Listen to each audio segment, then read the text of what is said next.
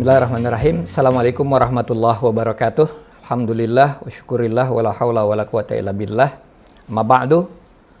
Saya Ishak Sayuroji, dosen Pascasarjana Universitas Islam Jakarta yang mengampu mata kuliah isu-isu kontemporer pendidikan agama Islam.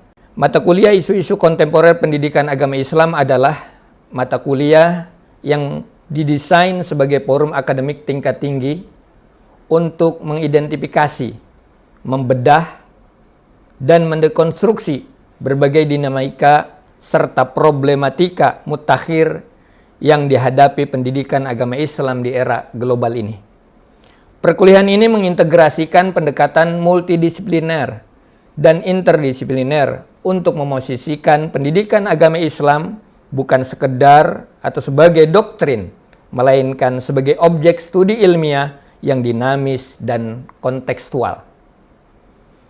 Dari mata kuliah ini yang diberikan atau saya sampaikan kepada mahasiswa bertujuan untuk mengantarkan mahasiswa dapat memahami yang pertama epistemologi pendidikan agama Islam klasik dan modern, yaitu melihat terjadinya pergeseran paradigma filosofis dan metodologis pendidikan agama Islam dalam merespon arus modernitas, postmodernisme, dan disrupsi digital yang terjadi saat ini. Yang kedua, konektivitas isu global dan lokal, yaitu bagaimana tren global seperti pluralisme, hak asasi manusia, kesetaraan gender, sekularisme, bertransformasi menjadi tantangan nyata yang ada dalam pendidikan agama Islam. Yang ketiga, untuk memahami filsafat kurikulum dan pedagogi masa depan, yaitu rekonseptualisasi kurikulum PAI yang responsif terhadap integrasi sains dan agama. Dari perkuliahan ini diharapkan mahasiswa tidak sekedar menghafal atau memahami teks, melainkan dilatih secara intensif untuk berpikir dekonstruktif dan rekonstruktif, yaitu melatih ketajaman analisis dalam meneliti akar masalah di balik krisis pendidikan agama Islam kontemporer. Yang kedua, riset transformatif tingkat lanjut, yaitu melatih kemampuan merancang peta jalan penelitian yang orsinil berbasis kebaharuan. Yang ketiga, advokasi kebijakan akademik, itu melatih keterampilan merumuskan gagasan ilmiah yang argumentatif, baik melatih penulisan artikel jurnal yang bereputasi internasional maupun kertas kebijakan. Adapun metodologi yang saya gunakan untuk menyampaikan perkuliahan ini, yang pertama adalah problem based learning, pembelajaran berbasis masalah. Itu agar mahasiswa merespon berbagai permasalahan dalam kaitannya dengan pengajaran pendidikan agama Islam yang berhadapan dengan isu-isu kontemporer saat ini. Yang kedua, case study, studi kasus, menggali untuk membicarakan, mendiskusikan berbagai macam kasus-kasus kontemporer yang ada dalam hubungannya dengan pendidikan agama Islam. Yang ketiga, Socratic dialogue, yaitu debat ilmiah, seperti melemparkan satu isu masalah kepada mahasiswa dan mereka harus berargumentasi pro dan kontra dengan menggunakan rujukan dalil-dalil yang tentunya berbasis keagamaan. Dan yang keempat, jurnal club, yaitu mengkaji jurnal-jurnal yang berhubungan dengan bahasan materi isu-isu kontemporer pendidikan agama Islam. Demikian metode yang saya gunakan untuk menyampaikan perkuliahan isu-isu kontemporer pendidikan agama Islam. Dan yang terakhir, sebagai evaluasi proses pembelajaran, saya menghitungnya kehadiran 10% daripada proses pembelajaran yang harus dihadiri oleh mahasiswa. Kemudian yang kedua, keaktifan dan tugas makalah yang saya tugaskan kepada mahasiswa sebanyak 20%, ujian tengah semester 35%, dan ujian akhir semester 35% dengan total 100%. Ini menjadi evaluasi penilaian saya dalam proses pengajaran. Demikian apa yang dapat saya sampaikan terkait dengan mata kuliah isu-isu kontemporer pendidikan agama Islam dan penyuguhannya kepada mahasiswa. Mudah-mudahan ini menjadi bagian keterangan dan penjelas bagaimana saya menyampaikan mata kuliah isu-isu kontemporer pendidikan agama Islam di Pascasarjana Universitas Islam Jakarta. Berikut adalah proses pembelajaran yang saya sampaikan terhadap mahasiswa-mahasiswa di program doktoral Universitas Islam Jakarta. Terima kasih. Baik, Assalamualaikum warahmatullahi wabarakatuh. Waalaikumsalam warahmatullahi wabarakatuh. Mana kabarnya Pak Alfian? Bu Nur, semuanya? Alhamdulillah. Mudah-mudahan sehat semua. Alhamdulillah bertemu kembali pada perkuliahan kita hari ini. Mudah-mudahan semuanya dalam keadaan sehat dan kita semua dapat menjalani aktivitas kita. Ya, utamanya pada hari ini kita dapat menjalani kuliah dan pada gilirannya banyak hal yang nanti kita bicarakan sama-sama terkait perkuliahan kita hari ini. Ya, kita awali dengan membaca basmalah. Bismillahirrahmanirrahim. Mudah-mudahan apa yang nanti kita bicarakan sama-sama terkait mata kuliah kita, isu-isu kontemporer pendidikan agama Islam, dapat memberikan pencerahan buat setiap kita dan kita menemukan hal-hal baru yang tentunya untuk kita bisa kembangkan dan kita dedikasikan untuk pengajaran pendidikan Islam. Baik, sebelum lebih lanjut, ini sepertinya tidak full ya, ada beberapa yang tidak masuk. Bu Nur Hidayah ada? Ada, Prof. Pak Alfian? Ya. Pak Hilabi? Baik. Bu Yanti? Siap hadir. Bu Nurbaiti? Baik. Pak Sahirudin? Pak Asep? Siap. Ya. Pak Fatur Rahman? Terima kasih Pak Fatur Rahman. Alhamdulillah. Pada pertemuan kali ini kita akan membicarakan perkuliahan kita terkait dengan penguatan literasi keagamaan digital pendidikan agama Islam. Sebelum lebih lanjut, tentu apa yang menjadi penting buat kita sekalian membicarakan tema ini ya, dalam pendidikan agama Islam khususnya.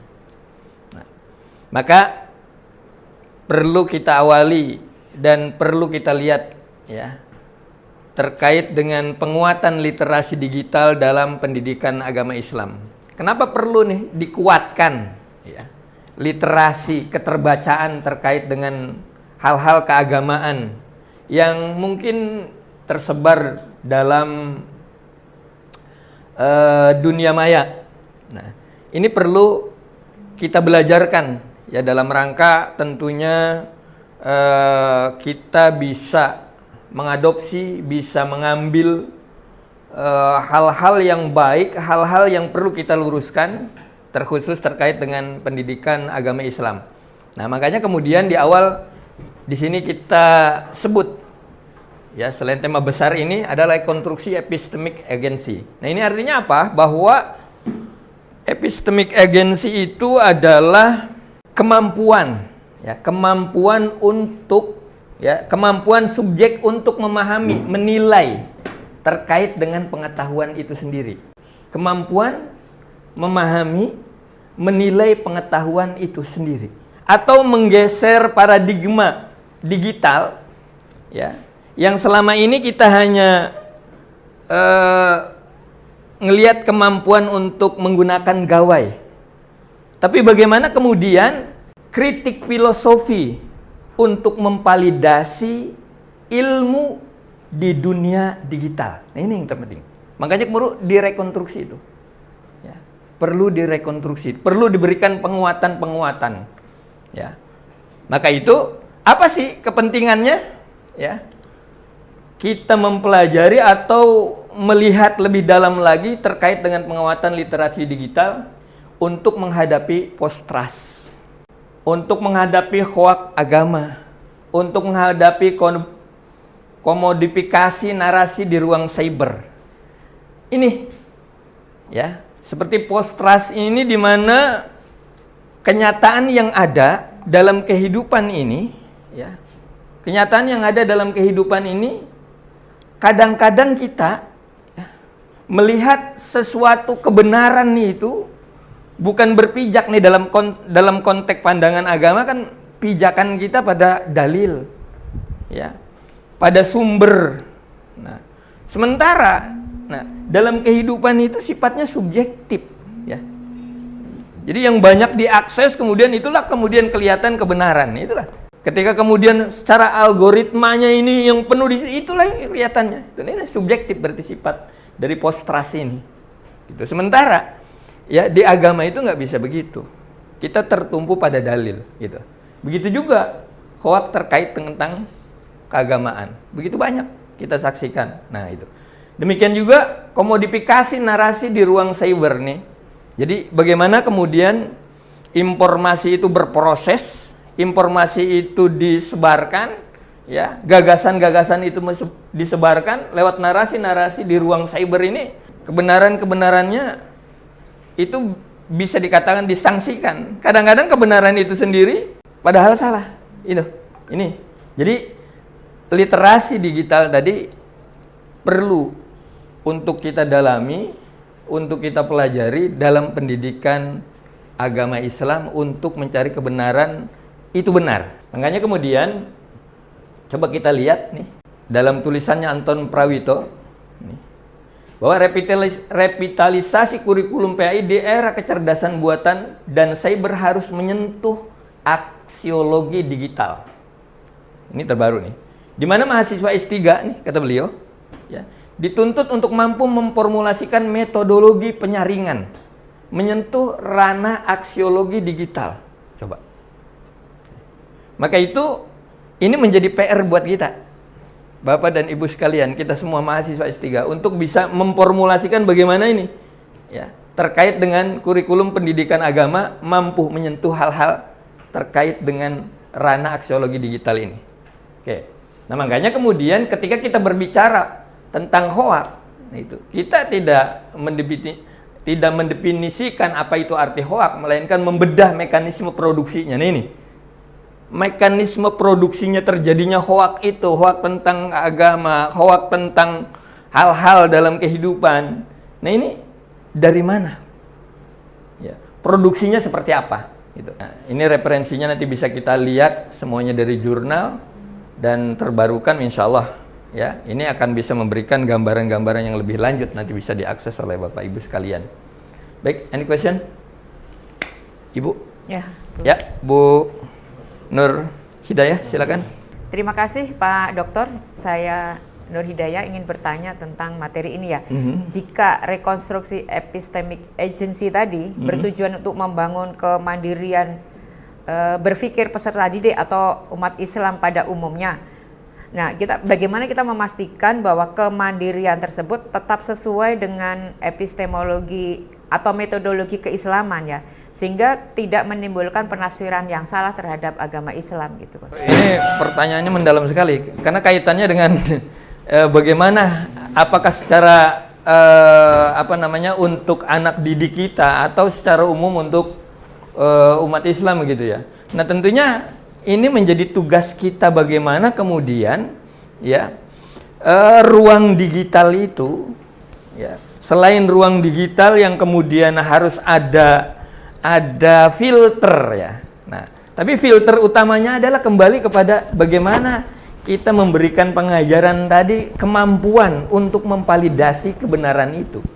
Ya, kebenaran yang ada. Makanya tadi diajarkan ya dalam konteks ajaran Islam itu ya check and rechecknya adalah tabayun, ya, tabayun. Jadi ketika mendapatkan berita, ya, memang dalam konteks itu, ya, ijazah, ya, apabila datang orang fasik. Tapi dalam konteks itu, ini apabila berita yang datang kepada kita, maka perlu kita bertabayun, melihat, cek and recheck kebenarannya, dari mana sumbernya, siapa yang berkata, ya, itu harus kita cari. Siapa yang berkata, mana sumbernya, dan seterusnya.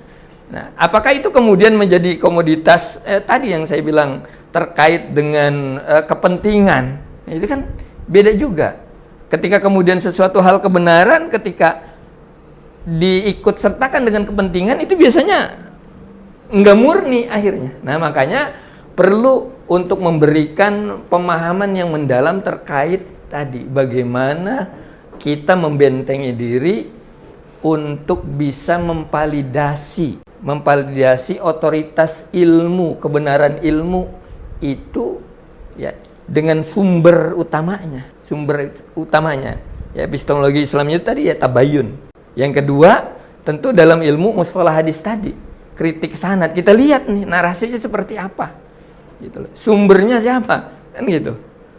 Sumbernya siapa? Makanya kemudian dalam konteks hadis kan kita lihat ada musalsalnya.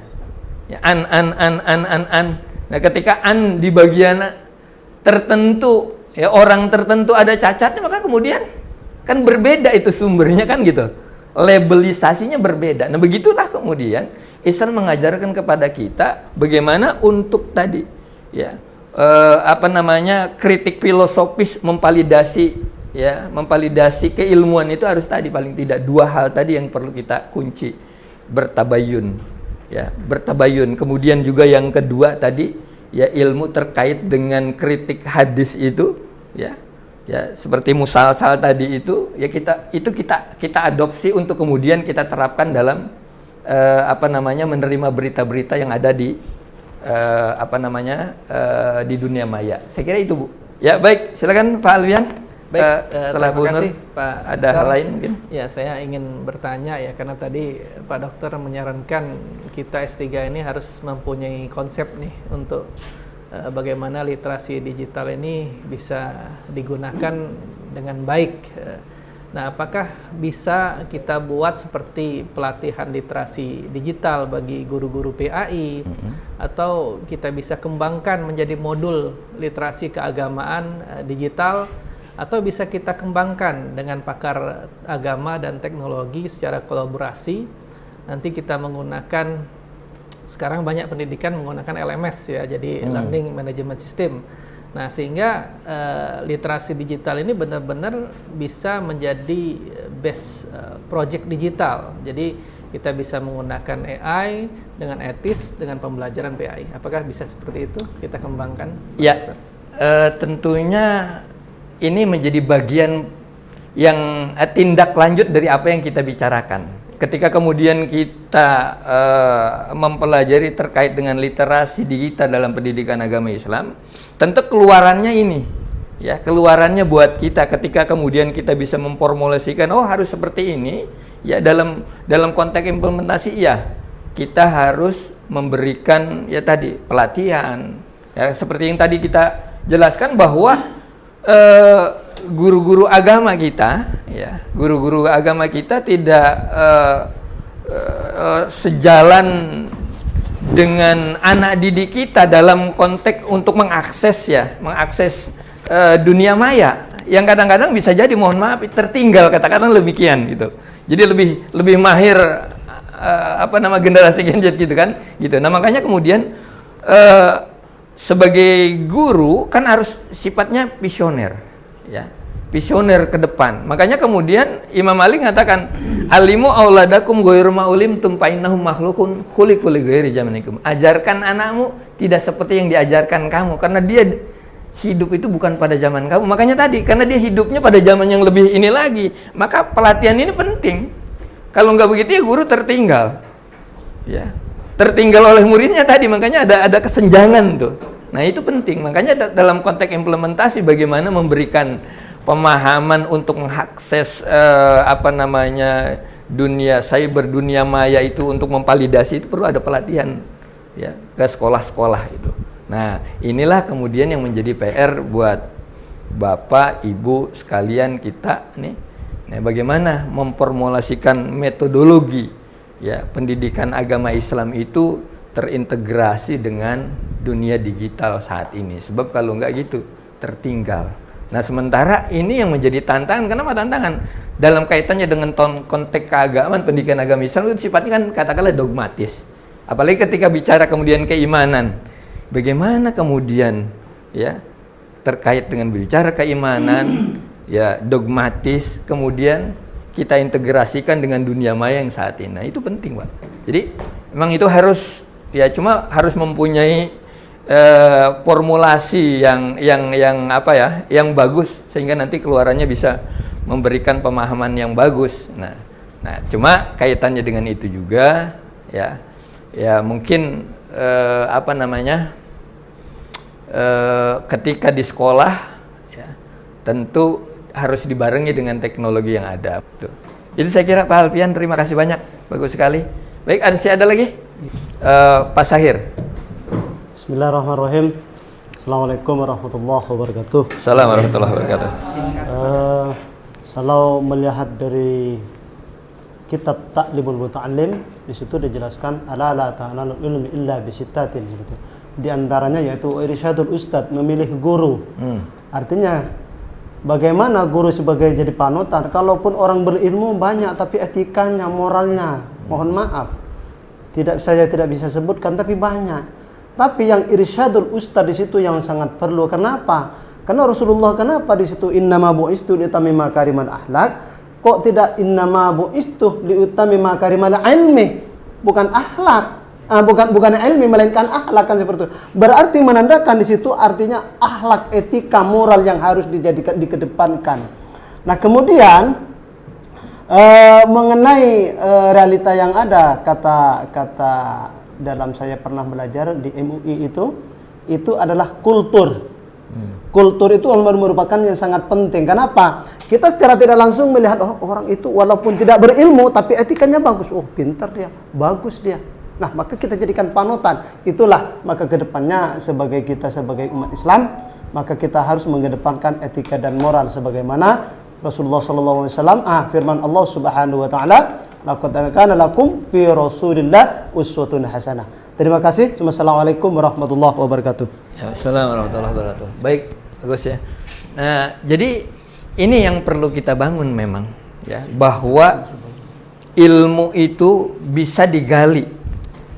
Ilmu itu bisa dicari, ya, bisa diambil. Tapi tadi sosok orang yang kalau dalam bahasa kesandrian itu sanadul ilminya nyambung itu, yang doanya kemudian nyambung itu, nah itu masih perlu penting sekali, ya, walaupun kemudian pengajaran ilmu kita bisa dapatkan di dunia maya, gitu. Tapi kemudian tadi pengajaran yang bisa nyambung, yang kemudian sanadnya nyambung secara keilmuan itu penting karena tadi guru tidak bisa digantikan. Silakan. Terima kasih. Assalamualaikum warahmatullahi wabarakatuh. Assalamualaikum warahmatullahi wabarakatuh. Saya Pak Asluha, Ya. Asep Lukman Hamzah. Terkait dengan persoalan yang sedang kita hadapi hari ini umat Islam. Imam Al-Ghazali itu pernah mengatakan ulama itu dibagi dua. Gitu. Ada ulama ud-dunya, Ya. atau ulama su, ada ulama akhirah. Nah, yang menjadi masalah kiai juga ada dua, ada kiai khos, ada kiai kes gitu. Nah, ini menghadapi kiai kes inilah yang hari ini tuh agak remeng-remeng gitu kan. Bil fulus lulus, bila fulus mampus. Gitu. Laisal fulus ayyakuna mampus itu memang terjadi hari ini. Kan? Ayo. Nah, untuk menghadapi ulama-ulama yang seperti kan bingung gitu. Kita mau dijadikan panutan seperti itu, tidak dijadikan panutan mengatasnamakan ulama, sangat krusial sekali. Sehingga kalau kita melihat teori matematik ya, plus ditambah plus jadi minus. Jadi jadi min ya. Iya, tapi kenyataan kan ada kaidah yang mengatakan idza sa'al munkar sara ma'rufan. Wa idza qallal ma'ruf sara munkar. Kalau kejelekan itu sudah dilakukan berulang-ulang seperti yang Pak Dokter tadi katakan, itu akan dilegitimasi sebagai sebuah kebenaran. Sebaliknya kalau kebaikan atau kebenaran yang tidak pernah dilakukan oleh orang lain, ketika orang melakukan akan dianggap sebagai sebuah kejelekan kan begitu. Nah, untuk menghadapi itu kan kita sulit gitu kan, apalagi di dunia digital. Nah, seperti itu. Makanya ada sebuah pertanyaan, bagaimana ya supaya bisa mengkanter hal-hal yang seperti itu di dunia digital hari ini. Ini tugas kita semuanya, calon dokter ini harus mampu untuk memberikan penerapan kepada masyarakat. Kalau saya diminta orang lain, misalnya Pak Ustadz tolong cariin pembalig, tapi yang ngocol ya, yang banyak ketawa kan gitu. Jadi mintanya yang banyak ketawa. Yang banyak ketawa. Nah ini menjadi fenomena dalam dunia pendidikan juga sama seperti itu. Terima kasih. Ya, Assalamualaikum baik. warahmatullahi wabarakatuh. Salam warahmatullahi. Baik, memang itulah nyatanya. Tadi lagi-lagi dunia, wahwa dana yang dekat, environment, lingkungan. Karena keduniaan ini secara itu bukan hanya modern tapi postmodern, bahkan lewat sekarang ini, pengaruhnya dalam kehidupan kita secara materialistis ya. Dalam dunia cyber kan udah lewat kemana-mana. Maka yang tadi ya, dalam hal tadi ada yang kelewat, iya itulah kejadian, itulah dunia dalam kehidupan itu. Tapi paling tidak tadi memang harus kembali kepada epistemologi awal tadi kita ya, itu harus digigit keras oleh kita, oleh pengajar, oleh pendidik, bahkan ulama, bertabayun itu tadi. Gitu. Kita ngelihat misal ulama begitu harus juga bertabayun, apalagi juga yang bukan, itu harus. Gitu. Di samping itu juga tadi, jangan anti kritik juga. Karena itu secara sanadul ilmi saja tadi ya kan, ya maaf ya, dalam mustalah hadis saja itu kan harus ini. Kadang-kadang kan, iya, kalau anti kritik ya sudahlah. Gitu. Tapi untuk meluruskan karena rasa cinta dan sebagainya, saya kira itu penting dan itu perlu ya, kulturnya perlu dibangkitkan kembali dalam istilah tadi Pak Syahir itu, perlu dibangkitkan kembali. Di samping itu ya, di samping itu kita juga sebagai pendidik selain tadi ya, untuk membuat metodologi, memformulasikan itu juga harus tadi ya, perlu sejalan juga apa. Ini jangan diam, udahlah itu mau urusannya. Mohon maaf nih, saya kan dulu kita udah bahas yang tradisional dengan modern kan gitu. Udahlah itu ya udah jalan lah, biarin aja kita mau tetap aja. Nggak bisa nih, coba lihat ya. Pendidik PAI yang tidak memahami cara kerja kecerdasan buatan dalam memfilter informasi cenderung gagal membimbing siswanya. Ya, artinya apa? Bisa jadi kita kan punya banyak santri, tapi kemudian dengan ketradisionalan, tapi kemudian introvert dengan kenyataan yang ada ketika kemudian anak kita keluar gelap, dia nggak tahu. Nah, maka perlu kan tadi Imam Ali ya sampaikan tadi, ajarkan anak-anakmu tidak seperti diajarkan kamu, karena dia hidup bukan pada zaman kamu, pada zamannya. Nah, berarti harus memiliki ya futuristik ke depan seperti apa. Maka perlu itu, Pak. Benar tadi yang disampaikan itu perlu. Jadi tetap kita harus epistemologinya itu harus kita kuatkan ya. Pertama tadi bertabayun, kemudian jangan anti kritik juga, karena Islam juga mengajarkan untuk itu, melihat mana yang benar, mana yang ini, harus itu juga. Selain itu memang ini menjadi PR kita di dunia digital itu ya, tidak ada yang kemudian secara katakanlah misalnya mufti digitalnya belum punya formulasi itu yang kemudian nanti jadi mufti digital ketika masuk, yang hang misalnya ini salah, ini enggak gitu. Yang bermain kan algoritma di situ kan, yang banyak di itu ya itulah jadi kemarahan tadi subjektif gitu. Jadi ini menjadi PR besar buat kita.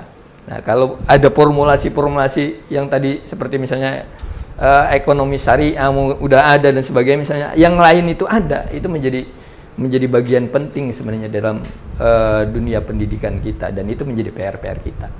Baik, saya kira itu. Terima kasih banyak semuanya, dan mudah-mudahan ini memberikan pencerahan sekaligus ya, memberikan stimulan buat kita untuk berpikir bagaimana memformulasikan atau membuat metodologi pendidikan agama Islam ini dan dapat kita terapkan seperti yang disampaikan Pak Alfian tadi. Terima kasih semuanya. Kita tutup barangkali perkuliahan kita. Mudah-mudahan ada manfaatnya buat kita semua. Assalamualaikum warahmatullahi wabarakatuh.